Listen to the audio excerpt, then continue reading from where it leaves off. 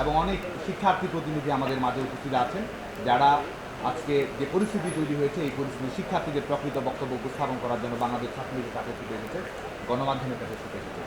প্রিয় বন্ধুগণ, আপনারা জানেন যে গত কয়েকদিন ধরে বাংলাদেশে যে পরিস্থিতি তৈরি হয়েছে, এই পরিস্থিতিতে বাংলাদেশ ছাত্রলীগ অত্যন্ত দায়িত্বশীল ভূমিকা পালন করার চেষ্টা করেছে। কোনো ধরনের অনাকাঙ্ক্ষিত ঘটনা যেন না ঘটে, কোনো অনভিপ্রেত ঘটনা যেন না ঘটে, কোনো অপ্রীতিকর পরিস্থিতির উদ্ভব যেন না হয়, সে ব্যাপারে বাংলাদেশ ছাত্রলীগ সর্বোচ্চ সজাগ ছিল, সোচ্চার ছিল। এবং যে বিষয়টি নিয়ে আলোচনা এসেছে, বিবদমান সেই ইস্যু নিয়ে সেটি একটি যৌক্তিক সুরাহা করার জন্য সংশ্লিষ্ট সকল পক্ষের সঙ্গে বাংলাদেশ ছাত্রলীগ সার্বক্ষণিক যোগাযোগ করেছে। কারণ এটি এমন একটি বিষয়, যে এই বিষয়টি আপনারা জানেন যে বিচার বিভাগের পর্যবেক্ষণের মধ্যে রয়েছে। আইনি দৃষ্টিকোণ থেকে সেটি একটি সাবজুডিস বিষয়, এবং বাংলাদেশ ছাত্রলীগ সবসময় নিয়মতান্ত্রিক এবং শান্তিপূর্ণ প্রক্রিয়ায় যে কোনো বিষয়ে সুরাহা করার জন্য, সমাধান করার জন্য রাজনৈতিকভাবে, সাংগঠনিকভাবে কর্মপ্রক্রিয়ায় তৎপর থাকে। এবং আমরা বাংলাদেশের ছাত্র রাজনীতির উপায় হিসেবে মনে করি যে কোনো সমস্যা নিরসন করার সবচেয়ে স্মার্ট এবং জনদুর্ভোগ তৈরি করে না, শিক্ষা প্রতিষ্ঠানের শিক্ষার পরিবেশ স্বাভাবিক থাকে, মানুষের স্বাভাবিক জীবন প্রক্রিয়ায় কোনো ধরনের ক্ষতি না হয়, সার্বিক বিষয় বিবেচনা করে বাংলাদেশ ছাত্রলীগ কিন্তু সিদ্ধান্ত গ্রহণ করে।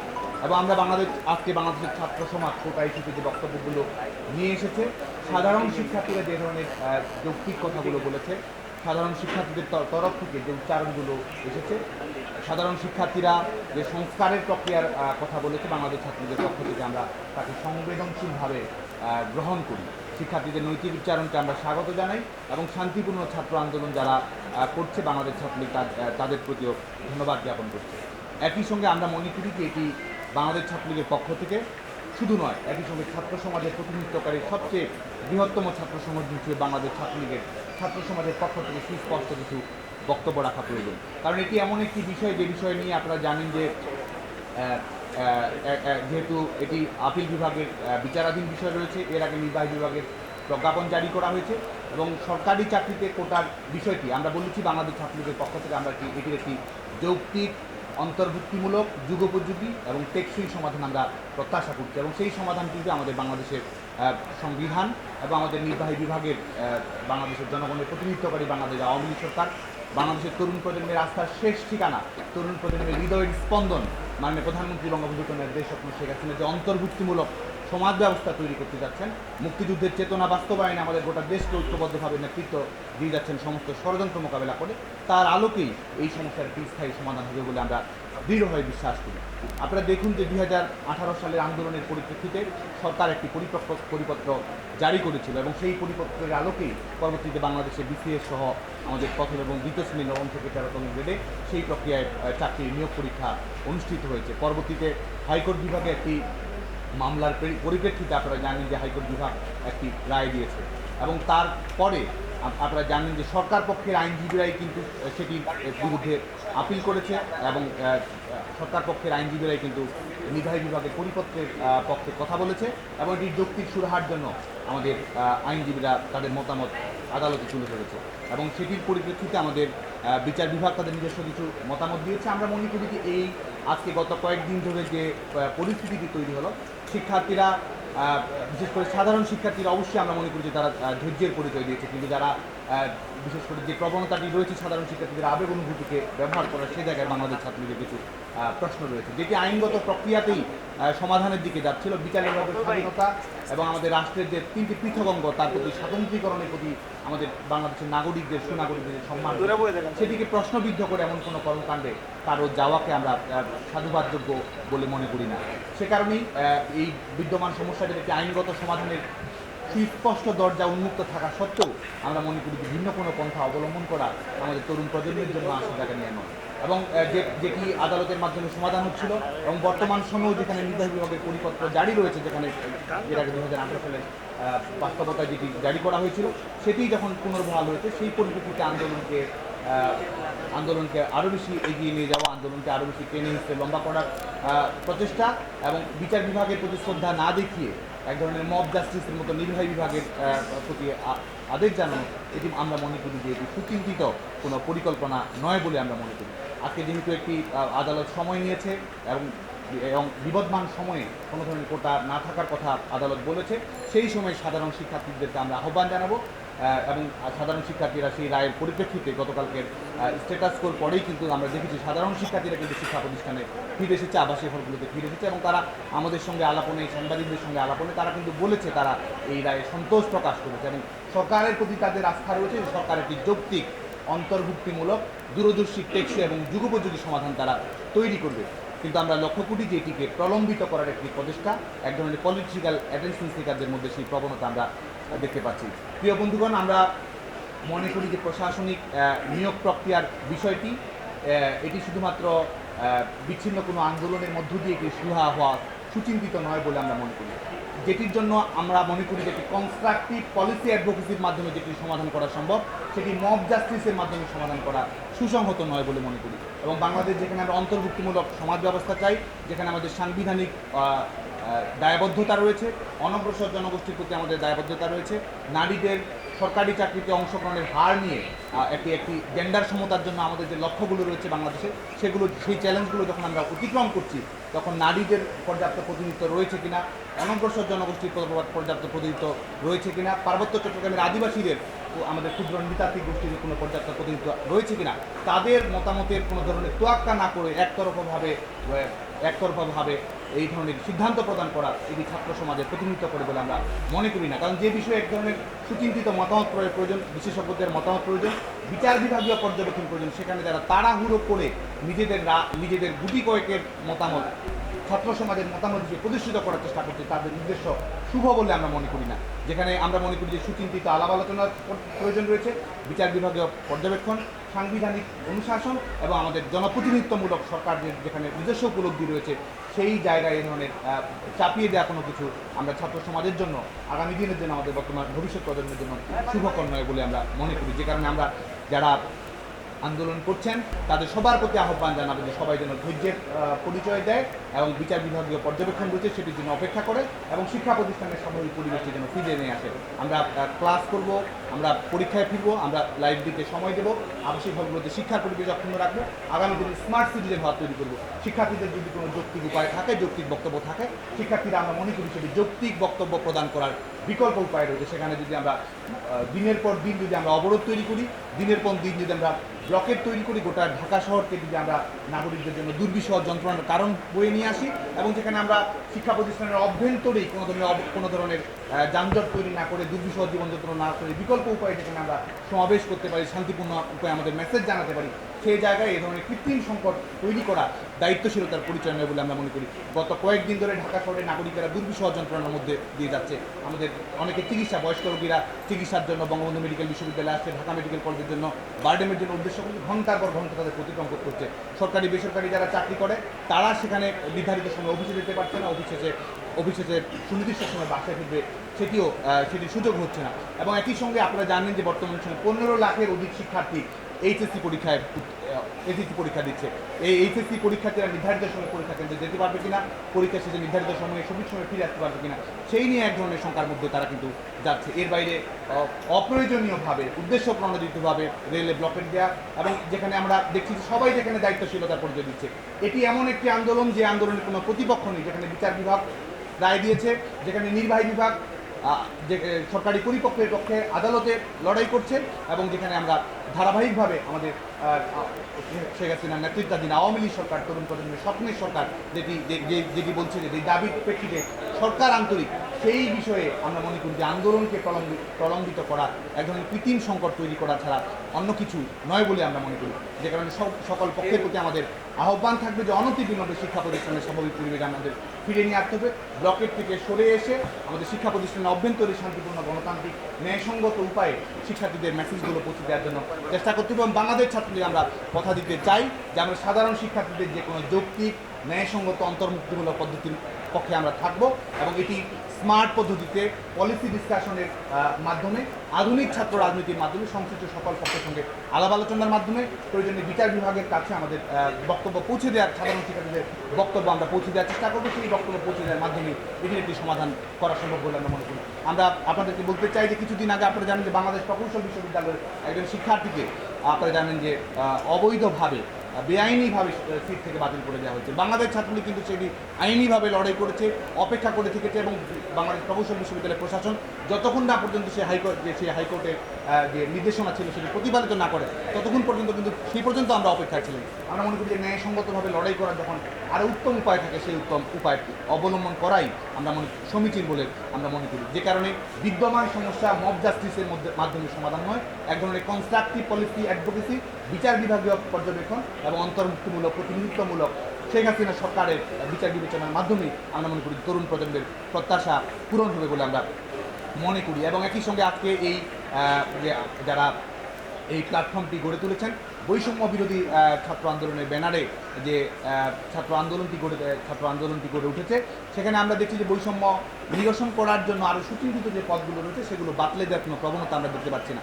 আপনারা জানেন যে বাংলাদেশে বর্তমান সময়েও যেখানে আমরা জেন্ডার সমতার কথা বলি, যেখানে আমরা নারীদের সমান অংশগ্রহণের কথা বলি, যেখানে আমরা প্ল্যানেট 50-50 প্রতিষ্ঠা করার জন্য আমরা দায়বদ্ধ, মাননীয় প্রধানমন্ত্রী বঙ্গবন্ধু কন্যা দেশ সাহসী দূরদর্শী নেতৃত্বের কারণে যেখানে আমরা আজকে মাধ্যমিকে, উচ্চ মাধ্যমিকে এবং উচ্চ শিক্ষায় নারীদের অংশগ্রহণ অনেক বাড়িয়েছি। উচ্চ মাধ্যমিকে নারী শিক্ষার্থীর সংখ্যা বেড়েছে, মেডিকেল কলেজে ভর্তি পরীক্ষায় নারীদের অংশগ্রহণ অনেক বেড়েছে। আজকে বাংলাদেশের সরকারি বেসরকারি বিশ্ববিদ্যালয়ে মিলিয়ে যে 50 লাখের মতো শিক্ষার্থী রয়েছে তার 52% হচ্ছে আমাদের ছেলে, 48% মেয়ে। কিন্তু আমাদের প্রশাসনিক চাকরিতে আপনাদের সঙ্গে আমরা এই তথ্যটি শেয়ার করতে চাই, বাংলাদেশের প্রশাসনিক চাকরিতে এখনও 25% নারী অংশগ্রহণ করে। সর্বশেষ 2018 সালের পরিপত্র জারি হওয়ার আগের যে 3টি বিসিএস পরীক্ষা, সেই 3টি বিসিএস পরীক্ষার 100 জন ক্যাডারের মধ্যে 75 জনই গড়পড়তা 75 জনই পুরুষ এই চাকরি পরীক্ষাগুলোতে নিয়োগের পরীক্ষায় অবতীর্ণ হয়েছে এবং 2018 সালের বাস্তবতার পরবর্তী দুটি বিশেষ বিবেচনা, বিশেষ করে নারীদের সংখ্যাটি যেন হুট করে কমিয়ে নিয়ে আসে, সেখানে বিশেষ প্রবিধান অনুসরণ করার কারণে সেটি 24% 25% ছিল। 43তম বিসিএসে সেই নারীদের অংশগ্রহণ, নারীদের 100 জনের মধ্যে মাত্র 20 জন নারী কিন্তু প্রশাসনিক প্রক্রিয়ায় অংশগ্রহণ করতে সক্ষম হয়েছে। যারা বৈষম্য বিরোধী ছাত্র আন্দোলন করছেন তারা কি নারীদের বৈষম্যের পক্ষে সাফাই গাইছেন? আজকে আমরা যে আধুনিক সমাজ ব্যবস্থা করতে চাই, নারীদের সমান অংশগ্রহণ তৈরি করতে চাই, সেখানে বৈষম্য বিরোধী ছাত্র আন্দোলনের নাম করে নারীদের প্রতি বৈষম্য তৈরি করা এটি সুচিন্তিত মতামত বলে আমরা মনে করি না। এবং এটি শুধুমাত্র আজকে সেখানে গুটি কয়েক আন্দোলনকারী বলছে তারা নারীরা কোটা চায় না, নারীদের জন্য সংরক্ষণের প্রয়োজন নেই। বাংলাদেশ ছাত্রলীগের পক্ষ থেকে আমরা দৃঢ়তার সঙ্গে অবিচলভাবে ন্যায়সঙ্গতভাবে তাদের সেই ধারণাকে প্রত্যাখ্যান করি। যেখানে পরিসংখ্যানগতভাবে প্রমাণ করা সম্ভব, বাংলাদেশের 100 জনের মধ্যে 75 জন ছেলে সরকারি চাকরিতে যায় এবং সর্বশেষ বিসিএসে মাত্র 100 জনের মধ্যে 20 জন নারী সরকারি চাকরিতে অংশগ্রহণের সুযোগ পেয়েছে এবং সেখানে অবশ্যই আমরা মনে করি নারীদের প্রতিনিধিত্ব নিশ্চিত করার প্রয়োজন রয়েছে। আপনাদের সঙ্গে আমরা শেয়ার করতে চাই যে আদিবাসী আমাদের ক্ষুদ্র নৃতাত্ত্বিক গোষ্ঠী, 50টির অধিক ক্ষুদ্র নৃতাত্ত্বিক গোষ্ঠী সেখানে রয়েছে। আমরা 2018 সালে পরিপত্র জারি করার আগের বিসিএসে 21 জন, মাত্র 21 জন সেই কোটা সংরক্ষণ সুবিধার কারণে তারা সেই 21 জন বিসিএস ক্যাডার হিসেবে নিয়োগ পাওয়ার সুযোগ পেয়েছে। পরবর্তী দুটি বিসিএসে আমরা বিনয়ের সঙ্গে বলতে চাই, পরবর্তী দুটি বিসিএসে পার্বত্য চট্টগ্রাম থেকে একজন নিরীক্ষা ক্যাডারে, একজন প্রশাসন ক্যাডারে সুযোগ পেয়েছে। পার্বত্য চট্টগ্রামের আমাদের এই জনগোষ্ঠীর যে পর্যাপ্ত প্রতিনিধিত্ব সরকারি প্রক্রিয়ায়, সাংবিধানিক প্রক্রিয়ায়, রাষ্ট্রীয় প্রক্রিয়া অংশগ্রহণ নিশ্চিত করা প্রয়োজন। আমরা মনে করি সেই পর্যাপ্ত প্রতিনিধিত্বটি বিদ্যমান প্রক্রিয়া আমরা নিশ্চিত করতে পারিনি। অবশ্যই রাষ্ট্রীয় প্রক্রিয়ায়, সরকারি চাকরি নিয়োগ প্রক্রিয়ায় অনগ্রসর জনগোষ্ঠীর প্রতি যে দায়বদ্ধতা রয়েছে, সমতা প্রতিষ্ঠা করার জন্য, বৈষম্য নিরসন করার জন্য আমাদের পার্বত্য জনগোষ্ঠীর প্রতি আমাদের অবশ্যই সংবেদনশীলতা আমাদের প্রদর্শন করতে হবে বলে আমরা মনে করি। এর বাইরে আমাদের কাছে যে পরিসংখ্যান রয়েছে, আমাদের প্রান্তিক যে জনগোষ্ঠী রয়েছে, নিম্নবর্গের যে জনগোষ্ঠী রয়েছে, বাংলাদেশের মফস্বলে যেসব অঞ্চল রয়েছে, সেসব অঞ্চল থেকে পর্যাপ্ত প্রতিনিধিত্ব কিন্তু আমরা পূর্ণাঙ্গ মাত্রায় এখনও নিশ্চিত করতে পারিনি। মেট্রোপলিটন নির্ভর চাকরি ব্যবস্থাকে বাংলাদেশ ছাত্রলীগ দৃঢ়তার সঙ্গে প্রত্যাখ্যান করে। আমরা মনে করি যে অবশ্যই বাংলাদেশের চাকরি পদ্ধতি ব্যবস্থা সমতার স্বার্থে, বৈষম্য নিরসনের স্বার্থে অন্তর্ভুক্তিমূলক হতে হবে। বাংলাদেশের কৃষকের সন্তান, বাংলাদেশের শ্রমিকের সন্তান, মেহনতি মানুষের প্রতিনিধিত্ব আমরা মনে করি যে নিশ্চিত করার প্রয়োজন রয়েছে। সে কারণে অবশ্যই এক ধরনের প্রগ্রেসিভ ব্যবস্থা বাংলাদেশের সরকারের পক্ষ থেকে গ্রহণ করতে হবে, বিচার বিভাগীয় পর্যবেক্ষণে সেটি আসবে বলে আমরা দৃঢ়তার সঙ্গে বিশ্বাস করি। এই বাস্তবতাগুলোর আলোকে আমরা মনে করি যে আমাদের সংশ্লিষ্ট সকল পক্ষকে ধৈর্য ধারণ করতে হবে এবং যেখানে আমরা নিজেরা নির্ধারণ করে দিচ্ছি আজকে শাহবাগে কিংবা বাংলাদেশের যে কোনো অঞ্চলে আমরা এখানে নিজেরা যদি পার্বত্য চট্টগ্রামে যারা ক্ষুদ্র নৃতাত্ত্বিক গোষ্ঠী তাদের ভাগ্য নির্ধারণ করছি। বাংলাদেশের কক্সবাজারে কিংবা চট্টগ্রামে একজন মাদ্রাসায় যে মেয়েটি পড়ছে, স্কুলে যে মেয়েটি পড়ছে, বাল্যবিবাহ, যৌতুক এসব নিরসন করে যে মেয়েটি আজকে লড়াই করছে, তার ভাগ্য নিয়ে ছিনিমিনি খেলার অধিকার বাংলাদেশ ছাত্রলীগ কখনোই স্বীকার করবে না। বাংলাদেশের প্রত্যেকটি মেয়ের নিরাপত্তা, প্রত্যেকটি মেয়ের স্বাধীনভাবে বেড়ে ওঠা, প্রত্যেকটি মেয়ের চাকরির নিশ্চয়তা এবং সাংবিধানিক প্রোটেকশনকে বাংলাদেশ ছাত্রলীগ দৃঢ়তার সঙ্গে সমর্থন করে। আজকে প্রিয় বন্ধুগণ, যে কারণে সংবিধানে আমাদের 29 ধারার মধ্যে যেটি রয়েছে, সমতার যে নীতি রয়েছে, সেটিকে আমরা সমর্থন করি এবং একই সঙ্গে অনগ্রসর জনগোষ্ঠীর প্রতি যে আমাদের দায়বদ্ধতা রয়েছে, ব্যাকওয়ার্ড সিটিজেনের প্রতি যে আমাদের দায়বদ্ধতা রয়েছে, সেটি আমরা সেটি প্রতিপালিত হওয়ার জন্য আহ্বান জানাই। আরেকটি বিষয় আমরা বলতে চাই যে আমাদের একটি স্লোগান দেওয়া হচ্ছে, এটি অনেক সময় পপুলিস্ট স্লোগান হলেই যে সেটিকে সমর্থন করতে হবে সেটিকে আমরা মনে করি না। আজকে মেধা না কোটা এ ধরনের একটি স্লোগান দেওয়া হচ্ছে, তার মানে বলা হচ্ছে যে মেধা এবং কোটা দুটি বৈপরীত্যমূলক ধারণা।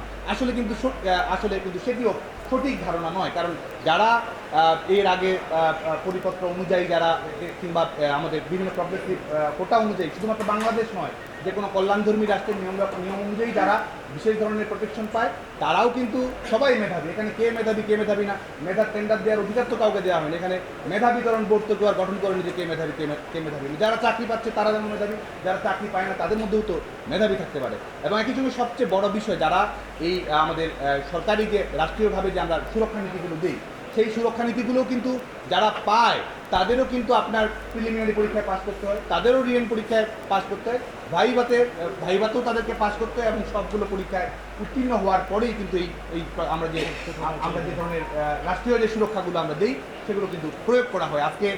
আজকে আমাদের পার্শ্ববর্তী দেশ রাষ্ট্রের ভারত, সেখানে কিন্তু আমাদের যে শিডিউল কাস্ট রয়েছে এসসি আমাদের, এবং ট্রাইব কাস্ট যেগুলো রয়েছে এসটি যেটিকে বলে, আদার ব্যাকওয়ার্ড ক্লাস ওবিসি যেটি রয়েছে, এবং ইকোনমিক্যালি উইকেন্ড যে ক্লাসটি রয়েছে, বিশেষ করে উইমেনদের জন্য যেটি দেওয়া হয়, সেটির জন্য কিন্তু আমাদের সংরক্ষণের বিধান রয়েছে এবং সেক্ষেত্রেও কিন্তু এই বিষয়টি সুনিশ্চিত করা হয়।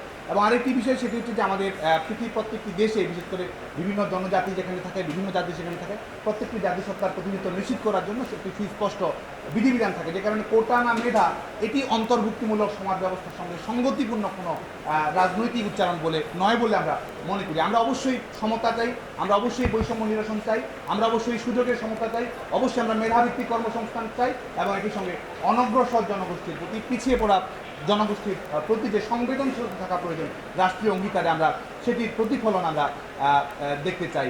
প্রিয় বন্ধুগণ, আজকের এই আন্দোলনকে ঘিরে আজকে আমরা দেখতে পাচ্ছি যে সাধারণ শিক্ষার্থীদের অঙ্গীকারের প্রতি আমাদের সংবেদনশীলতা রয়েছে, কিন্তু একই সঙ্গে আমরা শঙ্কার সঙ্গে লক্ষ্য করছি যে আমাদের এই আন্দোলনকে ভিন্ন খাতে প্রবাহিত করার একটি প্রচেষ্টা রয়েছে, যেখানে যে আন্দোলনের কোনো প্রতিপক্ষ নেই, যে আন্দোলনের সঙ্গে সরকার পক্ষের আইনজীবী একমত, যেই আন্দোলনের জন্য সরকার পক্ষে লড়ছে, যে আন্দোলনের পক্ষে সরকার দল বলছে যে আন্তরিক, যে আন্দোলনের পক্ষে আমরা বাংলাদেশ ছাত্রলীগ যৌক্তিক অন্তর্ভুক্তিমূলক সমাধান করছি, সেই আন্দোলনকে প্রলম্বিত করার প্রচেষ্টা কোনো শুভ চিন্তা নয় বলে আমরা মনে করি, এবং এই আন্দোলনকে রাজনৈতিকভাবে ব্যবহার করার একটি প্রচেষ্টাও আমরা দেখতে পাচ্ছি। আজকে আমরা দেখতে পাচ্ছি যে আমাদের চলমান আন্দোলনকে রাজনৈতিকভাবে ব্যবহার করার প্রচেষ্টা তাদের আমরা দেখতে পাচ্ছি। আমরা দেখেছি মাননীয় প্রধানমন্ত্রী বঙ্গবন্ধু কন্যা দেশ স্বপ্ন শেখ হাসিনার সরকার আমাদেরকে স্মার্ট নিয়োগ প্রক্রিয়া দিয়েছেন, আমাদের সরকারি বেসরকারি খাতে স্বচ্ছতা, মেধা, যোগ্যতার ভিত্তিতে চাকরির প্রক্রিয়া নিশ্চিত করেছেন, আমাদের প্রত্যেক বছর বিসিএস পরীক্ষা সহ সরকারি বেসরকারি চাকরির সুযোগ তৈরি করে দিয়েছেন,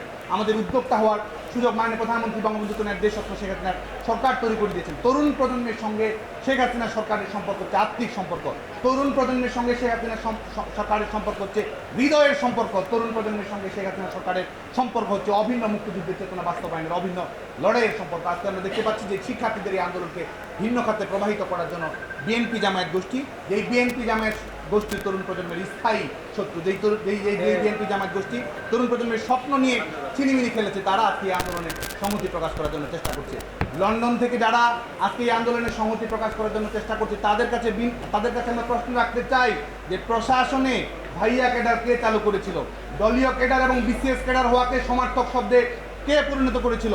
পিএসসিতে আজকে যে আস্থা তৈরি হয়েছে, পিএসসিতে যেভাবে স্বচ্ছতা, মেধাভিত্তিক যে সাংবিধানিক প্রতিষ্ঠানটি সুনাম ছড়িয়েছে, পিএসসিকে হাওয়া ভবনের এক্সটেনশনে কে পরিণত করেছিল বাংলাদেশের ছাত্র সমাজের সেই বিষয়টি কিন্তু জানা রয়েছে। 24তম বিসিএস প্রশ্নপত্রের বাস্তবতা, 27তম বিসিএস বাতিল করা এবং ফিফা বিশ্বকাপের জন্য যেমন আমরা 4 বছর অপেক্ষা করি, সেই 4 বছরের অধিক সময় বিসিএস পরীক্ষার জন্য বিএনপি জামাতের সময় আমাদেরকে অপেক্ষা করতে হতো। দুর্নীতি ছাড়া, অনিয়ম ছাড়া, প্রশ্নপত্র ফাঁস ছাড়া কোনো ধরনের চাকরি পাওয়ার সুযোগ ছিল না। ছাত্রদলের ক্যাডার হওয়া মানেই বিসিএস ক্যাডার হওয়া। পরীক্ষার হলগুলোতে রীতিমতো এক্সাম সেন্টার বানিয়ে ছাত্রদলের ক্যাডাররা পরীক্ষা দিয়েছে, বাংলাদেশের ছাত্র সমাজ সেটি ভুলে নাই। এবং আমরা আরও লক্ষ্য করি, লন্ডন থেকে যারা ওয়াজ নসিহত করছে, তাদের যিনি ওয়াজ নসিহত করছেন বিসিএস পরীক্ষা দেওয়ার তার যোগ্যতাই নেই, বিশ্ববিদ্যালয়ে তিনি লেখাপড়া করেননি। আজকে তিনি ডিকটেট করছেন যে বিসিএস পরীক্ষায় কারা অংশগ্রহণ করতে পারে, মেধার ভিত্তিতে হওয়া উচিত কিনা। আমরা মনে করি এটি সুস্পষ্টভাবে ছাত্র সমাজের সঙ্গে তামাশা, এটি ছাত্র সমাজের সঙ্গে প্রহসন। আমরা দৃঢ়তার সঙ্গে বিশ্বাস করি মাননীয় প্রধানমন্ত্রী বঙ্গবন্ধু কন্যা দেশরত্ন শেখ হাসিনার সরকারি একটি যৌক্তিক অন্তর্ভুক্তিমূলক যে সমাধান প্রয়োজন, সেই সমাধানটি মাননীয় প্রধানমন্ত্রী বঙ্গবন্ধু কন্যা দেশরত্ন শেখ হাসিনার সরকারই এটি সুনিশ্চিত করবে। যারা সাধারণ শিক্ষার্থী রয়েছে, আমরা দেখি যে হাইকোর্টের আমাদের সুপ্রিম কোর্টের পর্যবেক্ষণের পরে আমাদের সাধারণ শিক্ষার্থীরা কিন্তু ফিরে এসেছে। আমরা মনে করি যে তারাই সত্যিকারের এই দাবির একটি স্থায়ী সমাধান চায়। এর বাইরে যারা রয়েছে তারা, আমরা মনে করি একজন পলিটিক্যাল অ্যাটেনশন সিকিংয়ের প্রবণতা থেকে তারা এই কাজটি করছে। এই প্রফেশনাল আন্দোলনকারী এবং যারা প্রফেশনাল আন্দোলনহারী, যারা বারবার বাংলাদেশের জনগণ থেকে বিচ্ছিন্ন হয়ে আন্দোলনে হেরেছে, তারা সবসময় এই ধরনের ষড়যন্ত্রের উপায়ে লাশের রাজনীতি কায়েম করে কৃত্রিম পরিস্থিতি তৈরি করে যারা রাজনৈতিক দূরভিসন্ধি খুঁজছে বাংলাদেশের ছাত্র সমাজ, তাদের বিরুদ্ধে সোচ্চার রয়েছে। এবং আমরা যে কোনো মূল্যে আমরা আহ্বান জানাবো, শিক্ষা প্রতিষ্ঠানে শিক্ষার পরিবেশকে আমাদের ফিরিয়ে আনতে হবে। আমরা ক্লাস করব, লেখাপড়া করব, লাইব্রেরিতে সময় দিব, প্রস্তুতি নিব এবং একই সঙ্গে আমাদের যৌক্তিক কোনো কথাবার্তা থাকলে যৌক্তিক উপায়ে সেটি আমরা সংশ্লিষ্ট সকল মহলের কাছে আমরা তুলে ধরবো। কিন্তু তার জন্য শিক্ষা প্রতিষ্ঠানকে জিম্মি করা, তার জন্য স্বাভাবিক জনজীবনকে জিম্মি করার অধিকার তার রয়েছে বলে আমরা মনে করি। এবং সেক্ষেত্রে তাদের উদ্দেশ্যটিকে আজকে তো এই মুহূর্তে তো বাংলাদেশে কোটা নেই। আজকে যারা চাকরির জন্য বা আগের নিয়ম বহালের জন্য যারা আন্দোলন করছে, তারা কি চাকরিজীবী না আন্দোলনজীবী? আজকে বাংলাদেশ ছাত্র সমাজের পক্ষ থেকে কিন্তু এই প্রশ্নটি আসছে। আন্দোলন করে যারা জীবিকা অর্জন করতে চায় বাংলাদেশ ছাত্র সমাজের স্বার্থে, তাদের বিরুদ্ধে আমরা প্রস্তুত রয়েছে। এই পর্যায়ে আজকে আমাদের উদ্ভূত বিষয়ে বাংলাদেশ ছাত্রলীগের পক্ষ থেকে আমরা আমাদের যে সুচিন্তিত মত, আমরা আবারও সুস্পষ্ট করেছি, শিক্ষার্থীদের দাবির প্রতি আমাদের সংবেদনশীলতা রয়েছে, শিক্ষার্থীদের অঙ্গীকারের প্রতি আমাদের ভালোবাসা রয়েছে, শিক্ষার্থীদের লড়াইয়ের প্রতি আমাদের শ্রদ্ধা রয়েছে। এবং একই সঙ্গে যারা ষড়যন্ত্রকারী শক্তি রয়েছে, যারা আমাদের বাংলাদেশের ছাত্র সমাজকে যারা গণমানুষের প্রতিপক্ষ বানাতে চায়, তাদের বিরুদ্ধে বাংলাদেশ ছাত্রলীগ অবিচলভাবে লড়ে যাবে। প্রিয় বন্ধুগণ, এই পর্যায়ে আজকে বাংলাদেশ ছাত্রলীগের পক্ষ থেকে বিদ্যমান ইস্যুতে আমাদের যে মতামত রয়েছে, সেই মতামতটি আমরা আপনাদের মাধ্যমে করে বাংলাদেশ ছাত্র সমাজের কাছে, আমাদের সংশ্লিষ্ট সকলের কাছে তুলে ধরতে চাই। শিক্ষা প্রতিষ্ঠানে একাডেমিক পরিবেশ অব্যাহত রাখা, জনদুর্ভোগ তৈরি না করে ক্লাস পরীক্ষায় ফিরে আসা এবং কোটা ইস্যুর যৌক্তিক ও অন্তর্ভুক্তিমূলক সমাধানের দাবিতে বাংলাদেশ ছাত্রলীগের সংবাদ সম্মেলন। প্রিয় সাংবাদিকবৃন্দ, বাংলাদেশের স্বাধীনতা সংগ্রামে নেতৃত্ব দানকারী শহীদের রক্তস্নাত বাংলার ছাত্র সমাজের নির্ভরতা নিশ্চয়তার স্থায়ী ঠিকানা, বাংলা ভাষা ও বাঙালি জাতীয়তাবাদ কেন্দ্রিক শিক্ষা সাহিত্য কর্মসংস্থান বিনির্মাণে বিরতিহীন ক্রিয়াশীল সংগঠন বাংলাদেশ ছাত্রলীগের পক্ষ থেকে উপস্থিত সাংবাদিক সহযোদ্ধা এবং দেশের শিক্ষার্থী সমাজের প্রতি প্রীতি এবং শুভেচ্ছা জানাই। বাংলাদেশের অপ্রতিরোধ অগ্রযাত্রার অবিকল্প সারথী, আধুনিক উন্নত আত্মমর্যাদাশীল বাংলাদেশের কারিগর, গবেষণা নির্ভর বিজ্ঞান ভিত্তিক সমন্বিত সন্ত্রাসমুক্ত কর্মসংস্থান বান্ধব অবৈতনিক শিক্ষা ব্যবস্থানের পথিকৃৎ, একদিনে 36 কোটি পাঠ্যপুস্তক বিনামূল্যে বিতরণ করে বিশ্বে নজির স্থাপন করি, নারীর শিক্ষা সমতা মর্যাদা কর্মসংস্থানের দৃঢ় প্রতিজ্ঞ মাননীয় প্রধানমন্ত্রী দেশরত্ন শেখ হাসিনা, জাতির পিতা বঙ্গবন্ধু শেখ মুজিবুর রহমানের স্বপ্নের সোনার বাংলা বিনির্মাণে তার সুযোগ্য কন্যা দেশরত্ন শেখ হাসিনা সরকারি বেসরকারি খাতে চাকরি ও কর্মসংস্থানের উদ্যোগ, শিক্ষা খাতে অভূতপূর্ব অর্জন, চতুর্থ শিল্প বিপ্লব জয় করার লক্ষ্যে তরুণদের জন্য কর্মপরিকল্পনা, ডিজিটাল বাংলাদেশের লক্ষ্যমাত্রা অর্জনের মাধ্যমে স্মার্ট বাংলাদেশ অভিমুখে যে যাত্রা সূচনা করেছেন, তার জন্য বাংলার ছাত্র সমাজ ও তরুণ প্রজন্মের পক্ষ থেকে হৃদয় নিংড়ানো ভালোবাসা এবং অভিনন্দন। প্রেক্ষাপট: দেশরত্ন শেখ হাসিনা বিদ্যমান কোটা ব্যবস্থা বাতিল ঘোষণা করেন 2018 সালের 11 এপ্রিল, যার প্রেক্ষিতে জনপ্রশাসন মন্ত্রণালয় একই বছরের 4 অক্টোবর এই সংক্রান্ত প্রজ্ঞাপন জারি করে। পরবর্তীতে 2021 সালে উচ্চ আদালতে করা একটি রিটের প্রেক্ষিতে এবছরের 5 জুন হাইকোর্ট 4 অক্টোবর 2018 এর প্রজ্ঞাপন বাতিল ঘোষণা করে। সরকার পক্ষের আইনজীবী হাইকোর্ট বিভাগের দেয়া এই রায় বাতিলের জন্য বাংলাদেশের সর্বোচ্চ আদালত আপিল বিভাগে আবেদন করে, বর্তমানে যা বিচারাধীন রয়েছে।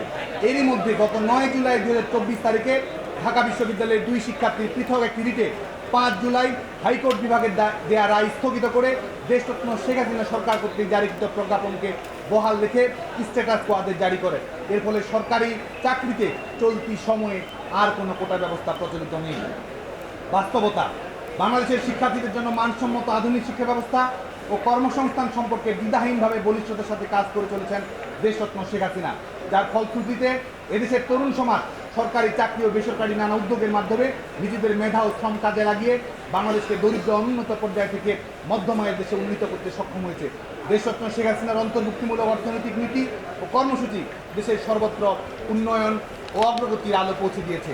দেশ ও সমাজের পিছিয়ে পড়া বিভিন্ন জনগোষ্ঠীর জন্য নানামুখী সামাজিক নিরাপত্তা নিশ্চিত করার কারণে তারাও আর পিছিয়ে নেই। দেশের তরুণ প্রজন্ম, শিক্ষার্থী সহ সমাজের সর্বস্তরে সরকারি চাকরির প্রতি যে আগ্রহ আকর্ষণ বর্তমানে সৃষ্টি হয়েছে তা সম্ভব হয়েছে দেশরত্ন শেখ হাসিনার অনন্য অতুলনীয় দূরদর্শী নেতৃত্বে দেশ পরিচালনার মাধ্যমে। 2018 সাল থেকে কোটা ব্যবস্থা তুলে দেওয়ার কারণে নারীদের সরকারি চাকরিতে প্রবেশের সুযোগ সংকুচিত হয়েছে, যা দেশের সামগ্রিক অগ্রগতির জন্য অন্তরায় বলে প্রতীয়মান হচ্ছে। আমরা লক্ষ্য করছি কোটা ব্যবস্থা উঠে যাওয়ার পর সবচেয়ে বেশি ক্ষতিগ্রস্ত হয়েছে দেশের নারী সমাজ। উদাহরণস্বরূপ, কোটা থাকা অবস্থায় সর্বশেষ 36, 37 ও 38তম বিসিএসে নারীদের চাকরি হয় যথাক্রমে 25.89, 24.73 এবং 26.87%। অপরদিকে কোটা তুলে দেওয়ার পর 40, 41 ও 43তম বিসিএসে নারীদের চাকরি হয় 21.8%, 21.20% এবং 17.5%। এমনকি প্রায় 50টি জেলায় বিসিএস ছাড়াও সরকারি যেসব কর্মসংস্থানের সুযোগ ছিল সেগুলোতে নারীদের প্রতিনিধিত্ব শূন্য হয়ে যায়। অর্থাৎ কোটা উঠে যাবার পর উন্নয়নের মূলধারা থেকে নারীরা ছিটকে পড়েছে। জাতিসংঘ ঘোষিত প্ল্যানেট 50 অনুযায়ী যেখানে সরকারি চাকরিতে নারীদের অংশগ্রহণ 50% থাকা উচিত, সেখানে বাংলাদেশ তার 30%-এর নিচে রয়েছে। কোটা ব্যবস্থা উঠে যাওয়ার কারণে তা আরও প্রান্তিক পর্যায়ে চলে গেছে। অন্যদিকে বাংলাদেশের 64টি জেলায় সমন্বিত উন্নয়ন ও অগ্রগতি সাধনের জন্য বিভিন্ন ধরনের সাংবিধানিক প্রতিফলন প্রয়োজন হলেও কোটা তুলে দেওয়ার পর থেকে দেশের বিভিন্ন অঞ্চলের প্রান্তিক জনগণ বঞ্চিত হচ্ছে। উদাহরণস্বরূপ, 40তম বিসিএসে দেশের 24টি জেলা থেকে এবং 41তম বিসিএসে 18টি জেলা থেকে একজনও বিসিএস পুলিশের সুপারিশকৃত হয়নি। একইভাবে সমাজের পিছিয়ে পড়া ক্ষুদ্র নিগোষ্ঠীর জন্য এটি সত্য। কোটা থাকা অবস্থায় 31 থেকে 38তম বিসিএসে ক্ষুদ্র জাতিগোষ্ঠীর জন্য 179 জন সুপারিশকৃত হন। কোটা বাতিলের পর 39তম বিসিএসে ক্ষুদ্র জাতিগোষ্ঠীর 24 জন সুপারিশ পেয়েছে এবং 40 এবং 41তম বিসিএসে সুপারিশ পেয়েছে মাত্র 2 জন। সর্বোপরি, যেখানে সরকারি চাকরির প্রতিটি পরীক্ষার্থীকে একজন পরীক্ষার্থীকে প্রিলিমিনারি, লিখিত ও ভাইবা প্রতিটি ধাপ পার হয়ে আসতে হয়, তাই কোটা না মেধা স্লোগানটি একটি ভিত্তিহীন, কল্পনাপ্রসূত এবং উদ্দেশ্যমূলক প্রচারণা। এখানে মেধার বিপরীতে মেধার প্রতিযোগিতায় সমাজের অনগ্রসর অংশকে কিছুটা এগিয়ে দেওয়া হয়, যা পুরোপুরি ন্যায় এবং সংবিধান সম্মত। জনদুর্ভোগ, আদালতের চূড়ান্ত রায় পর্যন্ত অপেক্ষা না করে আদালতের বিচারিক প্রক্রিয়ার অন্তর্ভুক্ত হয়ে নিজেদের বক্তব্য তুলে না ধরে বর্তমানে আন্দোলনের নামে প্রকৃতপক্ষে সাধারণ জনগণের জীবনযাত্রা ব্যাহত করার প্রচেষ্টা চলছে, যা কোনো মতেই আর যৌক্তিক পদক্ষেপ নয়। এই আন্দোলনের কারণে চলমান এইচএসসি পরীক্ষার্থীদের পড়াশোনায় বিঘ্ন ঘটছে, হাসপাতালে রোগীদের যাতায়াত সম্ভব হচ্ছে না, জরুরি রাষ্ট্রীয় প্রয়োজন যেমন সম্পদ যেমন তেল, গ্যাস, নিত্য প্রয়োজনীয় দ্রব্য পরিবহন দুরূহ হয়ে উঠছে, কর্মজীবী শ্রমজীবী মানুষের জীবনযাত্রা অচল হয়ে যাচ্ছে। আন্দোলন খেলা ও হিরোইজম প্রদর্শনের এই মানসিকতা এদেশের শিক্ষিত তরুণ প্রজন্মের প্রতি সাধারণ মানুষের বিরূপ প্রতিক্রিয়া সৃষ্টি করছে।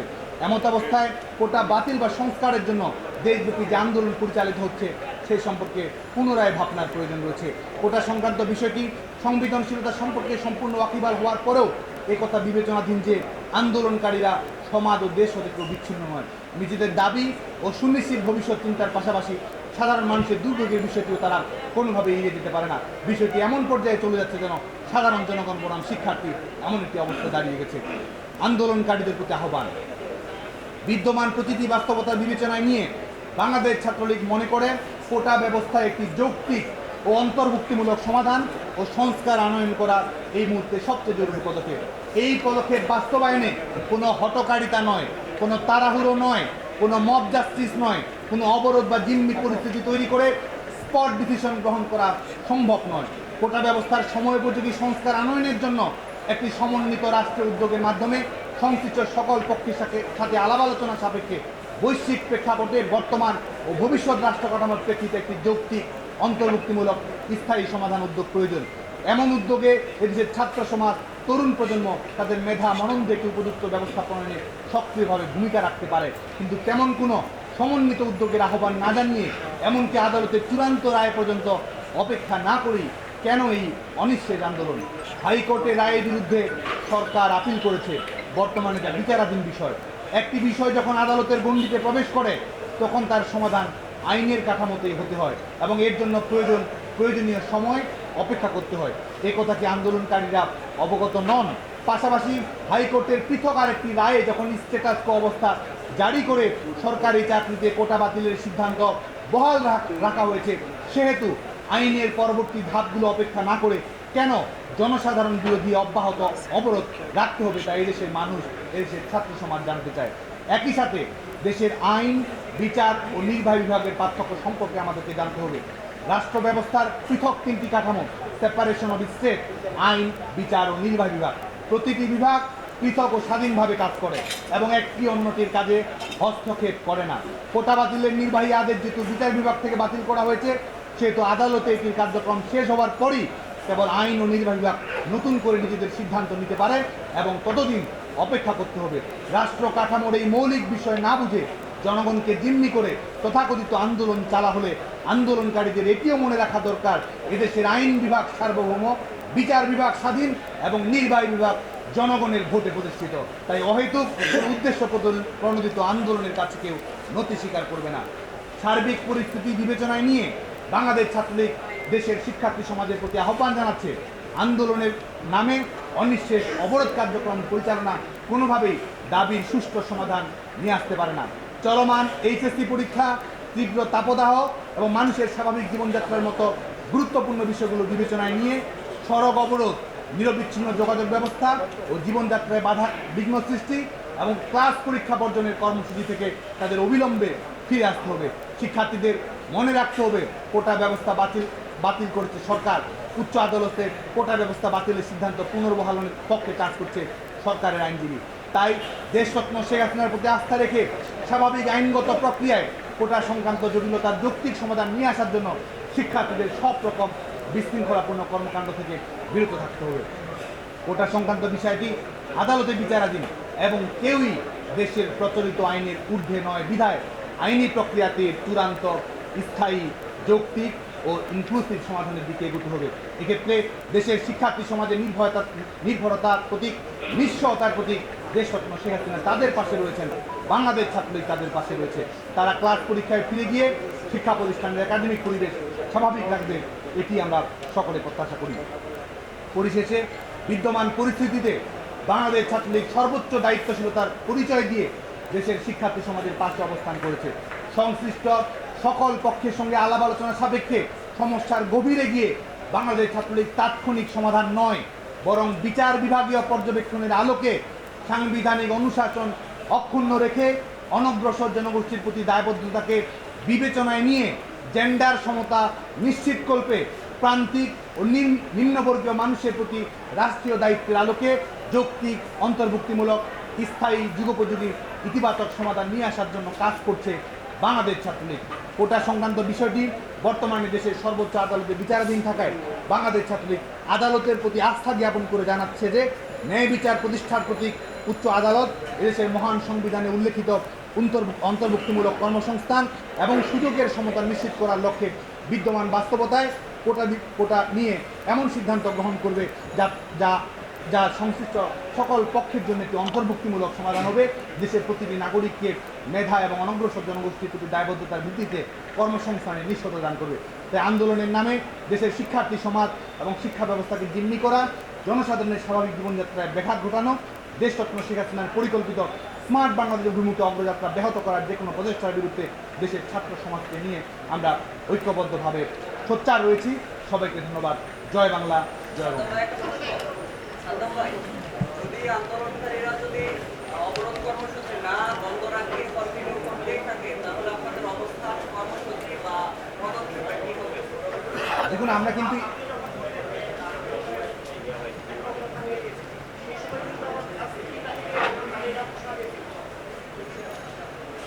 এটি সুস্পষ্টভাবে একটি অবিবেচনা প্রসূত এবং হঠকারী সিদ্ধান্ত। কারণ এই মুহূর্তে বাংলাদেশের রাইট নাও তাদের কিন্তু তারা চাকরির পরীক্ষা অবতীর্ণ, তারা চাকরির প্রস্তুতি নেবে এবং এই মুহূর্তে বাংলাদেশে কোনো নিয়োগ বিজ্ঞপ্তিতে কিন্তু কোটা বিধানটি নেই। তাহলে কেন এই ব্লকেট করা? এটির পেছনে কি রাজনৈতিক উদ্দেশ্য রয়েছে? সেটি আমরা জানতে চাই এবং সাধারণ মানুষের জীবনে দুর্ভোগ নিয়ে আসা সেটি আমরা প্রত্যাশা করি না। আপনারা জানেন যে গতকালকে যখন আমাদের সর্বোচ্চ আদালত যখন পর্যবেক্ষণটি দিয়েছে, এই স্ট্যাটাসকে জারি করেছে, আমরা কিন্তু দেখেছি আন্দোলনকারীরা যে বিশেষ সাধারণ শিক্ষার্থী যারা রয়েছে, সাধারণ শিক্ষার্থীরা কিন্তু সচেতনভাবে আমাদের আবাসিক হলগুলোতে ফিরেছে, যার যার শিক্ষা প্রতিষ্ঠানে কিন্তু ফিরে গেছে। আমরা যদি 4-5 জন এক ধরনের নৈরাজ্য তৈরি করে 4-5 জন গিয়ে একটা রাস্তায় ব্লকেট করেছে, রেলে ব্লকেট করেছে, এটি কখনো সুচিন্তিত পদক্ষেপ নয় বলে আমরা মনে করি। সাধারণ শিক্ষার্থী যারা ফিরে এসেছে, সুচিন্তিত সমাধান হওয়ার পরেও আমরা মনে করি যে যারা এটিকে প্রলম্বিত করতে চায় তাদের উদ্দেশ্য শুভ নয় এবং সাধারণ শিক্ষার্থীরা অবশ্যই তাদের সঙ্গে কোনো অবস্থাতে তাদের সঙ্গে সমাধি প্রকাশ করবে না।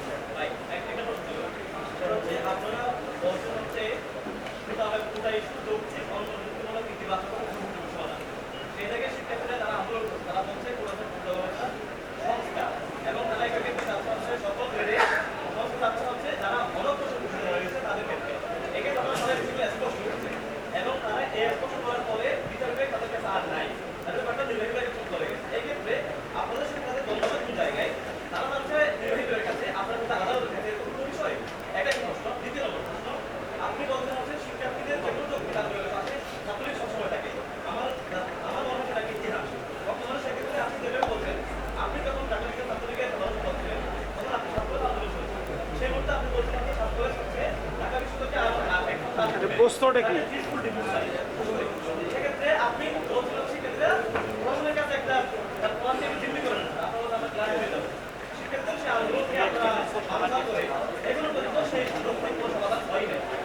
প্রশ্নটা কি ভাই? প্রশ্নটা বলে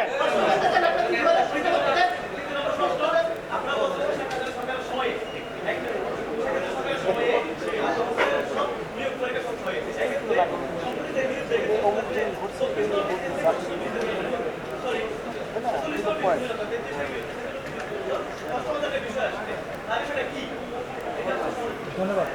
বানচাল করা তো আমাদের পেশাদারি ভাষা নয়। একটি সংগঠন আরটি সংগঠনের আন্দোলনকে বানচাল করছে, কিন্তু পেশাদারি ভাষা নয়, কিন্তু রাজনৈতিক ভাষা। আর যেটি আমরা বলছি যে সেটি হচ্ছে যে আমাদের বিদ্যমান সমস্যা আমরা যেটি বলছি এবং যে জায়গায় বিরোধ, কারণ এটি কিন্তু দেখুন এটি কিন্তু সমাধান হয়েছে, বিচার বিভাগ নিজস্ব পর্যবেক্ষণ দিয়েছে এবং এটির জন্য সংশ্লিষ্ট সকল পক্ষকে আমরা ধৈর্য ধরার জন্য আহ্বান জানাচ্ছি এবং আমরা কিন্তু বলছি যৌক্তিক অন্তর্ভুক্তিমূলক সংস্কার এটি হওয়া প্রয়োজন এবং সেটির জন্য অবশ্যই নির্বাহী বিভাগ বিচার বিভাগ কে কার কাছে চাচ্ছে না চাচ্ছে বিষয়টি এটি নয়, এটির জন্য তো কমন সেন্সেরই প্রয়োজন রয়েছে। এখানে বিচার বিভাগের একটি পর্যবেক্ষণ অবশ্যই রয়েছে এবং সাময়িক যে সমাধানটি প্রয়োজন, বিচার বিভাগ কিন্তু সেটিও দিয়েছে, স্ট্যাটাস কোড দিয়েছে। বিচার বিভাগ এখানে সাময়িক সমাধান তৈরি করছে। স্থায়ী সমাধানের পরে হাইকোর্ট বিভাগের পূর্ণাঙ্গ রায় আসবে, তার প্রেক্ষিতে অ্যাপিলেট ডিভিশনের যে পর্যবেক্ষণ থাকবে, সেই পর্যবেক্ষণের পরে কিন্তু নির্বাহী বিভাগ সিদ্ধান্ত গ্রহণ করবে। কিন্তু যুগপৎ সিদ্ধান্ত নেওয়ার কোনো বিষয় নেই যে আইন বিচার বিভাগ এবং আমাদের নির্বাহী বিভাগ একই সঙ্গে সিদ্ধান্ত গ্রহণ করবে।